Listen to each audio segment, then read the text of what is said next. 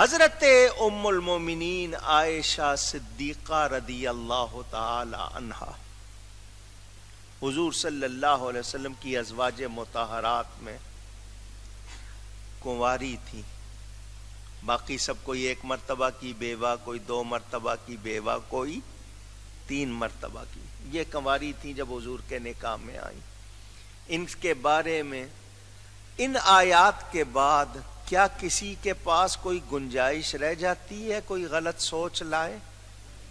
مگر دنیا کے وہ لوگ جو اسلام سے، مسلمانوں سے، نبی سے دشمنی رکھتے ہیں، اب بھی بکواس کرنے کی کوشش کرتے ہیں.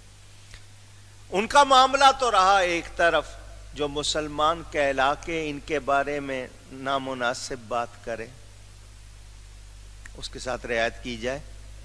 پوچھ رہا ہوں آپ سے، وہ مقدس خاتون جس کی گواہی اللہ دے، کوئی اس سے کہے کہ نبی کی صحبت میں رہ کر وہ بھی نہیں بدلی، جو ایسی بات کرے بولو گستاخی ہے یا نہیں؟ سوچنے کی بات. اور آج ہمارے ہاں پھر وہی رعایت، اپنا معاملہ آ جائے تو رعایت نہیں ہے، اور اس طرح کی باتیں ہوں تو ہم رعایت ڈھونڈتے. سوچنے کی بات. یہ حضرت عائشہ صدیقہ رضی اللہ تعالی عنہ کا یہ واقعہ. اب ان کے بارے میں معمولی سا شک یا شبہ لانا مسلمان کے لیے ممکن اونچی، مگر ہمیں کیا کرنا ہے؟ ہمیں پتا چل گیا کہ یہ معاملہ ایسا ہے، انسان فوراً شک میں پڑتا ہے، تو پھر شک والی باتوں سے بھی بچنا ہے. ہمیں اپنی بیٹیوں، بہنوں، بیویوں کو کیا سکھانا چاہیے؟ کہ شک والا کوئی کام اونچی، کہ آپ کے ذہن میں بیوی کے بارے میں شک آ جائے، کوئی آپ غلط سوچنے لگ جائیں، بچنا ہے اس سے، کیونکہ اس سے زندگی تباہ ہو جاتی ہے. آپ بھلے منہ سے نہیں کہہ رہے اندر شک ہے، آپ کے اندر ہو جائے یا بیوی کے اندر شک ہو، بولو زندگی برباد ہوتی ہے یا نہیں ہوتی ہے؟ تو ہمیں بچنا. ان کی شان تو بہت اعلیٰ. آج خام خواہ دوسرے پر الزام لگانا، تہمت لگانا، اس کی کوئی گنجائش نہیں ہونی چاہیے. یہ میں نے آپ کو بنیادی طور پر بتا دیا.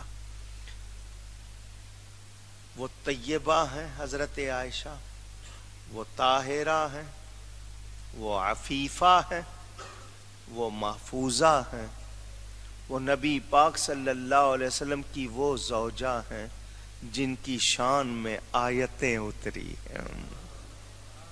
ہمیں ان کے حوالے سے کوئی بھی نامناسب بات سوچنی، کہنی، کرنی نہیں. یہ آپ نے سن لیا. احکام شرعیہ، اللہ کے احکام جو بیان ہوئے، نبی پاک نے جو ہمیں دیے ہیں، قرآن کی آیتیں، حضرت ام المومنین کی شان، یہ سب ہمارے سامنے. اب اس کے بعد مجھے اور آپ کو سوچنا ہے. تو کیا سوچنا ہے؟ یہ میں نے آپ کو آئندہ جمعوں میں اب اس کی تفسیر میں بتانا ہے. میں پھر خلاصہ پیش کر رہا ہوں.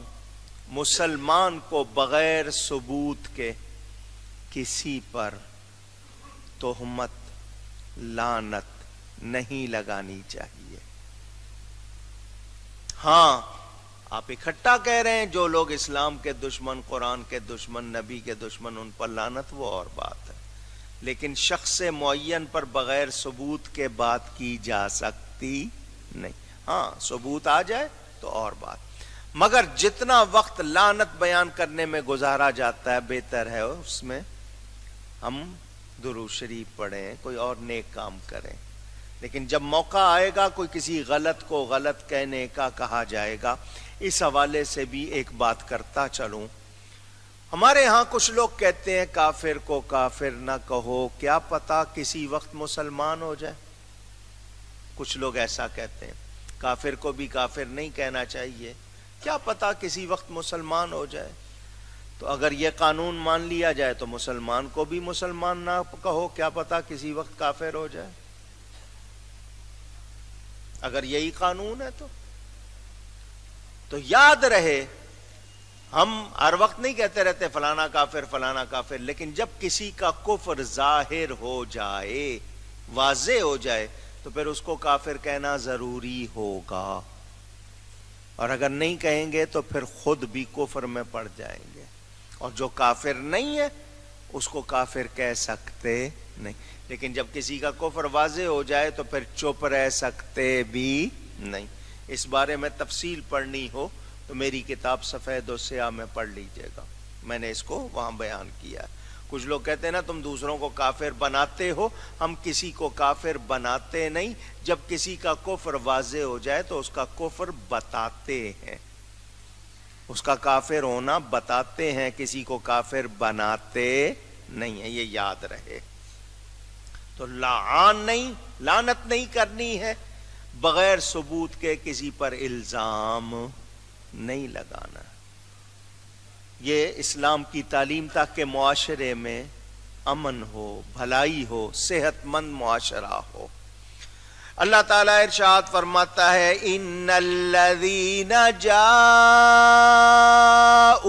بالافک عصبۃ منکم لا تحسبوه شرا لکم بل هو خیر لکم لكل امرئ منهم ما اكتسب من الإثم والذي تولى كبره منهم له عذاب عظيم۔ بے شک وہ یہ کہ بڑا بہتان لائے ہیں، تمہیں میں ایک جماعت ہے، اسے اپنے لیے برا نہ سمجھو بلکہ وہ تمہارے لیے بہتر ہے۔ ان میں ہر شخص کے لیے وہ گناہ ہے جو اس نے کمایا، اور ان میں وہ جس نے سب سے بڑا حصہ لیا اس کے لیے بڑا عذاب ہے۔ یہ میں نے آیت سنائی ہے، ابھی اس کی جو اصل تفسیر آپ کو سمجھانے کے لیے وہ انشاءاللہ آئندہ بیان کروں گا۔ میں نے واقعہ سنا دیا، پہلے بھی سنایا تھا پھر سنا دیا، اب اس کے بعد آپ کے سامنے بیان آئے گا ان لوگوں کی چالوں کا، اور آج کے حوالے سے ہمیں سمجھنے کا کہ یہ لوگ کس طرح معاشرے کو برباد کرتے ہیں آج بھی۔ تو ہم نے ان برائیوں سے بچنا ہے، کوشش کیا کرنی ہے؟ ہم نے خام خواہ اپنے ہاں کوئی ایسی صورت پیدا نہیں کرنی جس سے مسلمان معاشرہ برا ہو۔ آپس میں بلا وجہ کسی کو گالی دینا، لعنت کرنا، اس پہ تہمت رکھنا، اس سے بچنا ہے۔ ہاں جہاں میں نے کہا نا ثبوت ہے، واقعی ہے، وہاں پر پھر ہم چپ رہ سکتے نہیں، وہاں چپ رہنا بھی گناہ ہوگا۔ آپ دیکھ رہے ہیں سامنے ایک نابینا ہے اور آگے گڑھا ہے، گڑھا کھدا ہوا ہے اور ایک شخص نابینا ہے، دیکھ نہیں سکتا، تو میں چپ رہوں گا یا اس کو گڑھے میں گرنے دوں گا؟ پوچھ رہا ہوں، مجھے آگے اس کو بچانا بھی ہے، کرنا ہے۔ تو اسی طرح ہم سب نے سمجھنا ہے، صورتحال جو سامنے ہوگی اس کے مطابق ہم نے مسلم معاشرے میں خرابی نہیں آنے دینی ہے، کسی برائی کو پھیلنے نہیں دینا ہے، تو یہ ہمارے لیے ضروری ہے۔ تو یہ آپ بیان سن رہے ہیں سورۃ النور کی تفسیر کا، بہت سنبھل کے بیان کر رہا ہوں، حالانکہ بہت باتیں کھلی کرنے والی ہیں جو آرام سے نہیں ہو پاتی ہیں، لیکن جتنی ضروری ہیں انشاءاللہ پہنچاؤں گا۔ گفتگو میں مجھ سے کوئی غلطی ہوئی ہو اللہ کی بارگاہ میں توبہ کرتا ہوں۔ وآخر دعوانا ان الحمد للہ رب العالمین۔